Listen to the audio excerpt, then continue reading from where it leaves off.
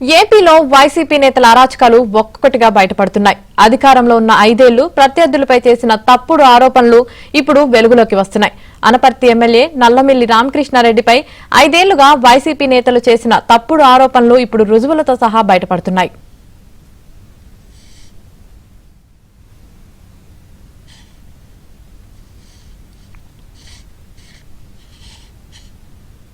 గతంలో డాక్టర్ సైన్యం అనే గ్రూప్ క్రియేట్ చేసిన అనపర్తి మండలం కుతుకులూరు వైసీపీ నాయకుడు పడాల సాయి రామరెడ్డి ప్రస్తుతం ఎమ్మెల్యే రామకృష్ణారెడ్డిపై ఆరోపణలు చేశారు.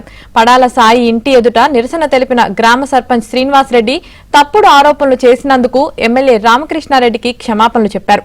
ఖాళీ చెక్కులు తమ వద్ద పెట్టుకుని సాయి బెదిరించాడన్నారు.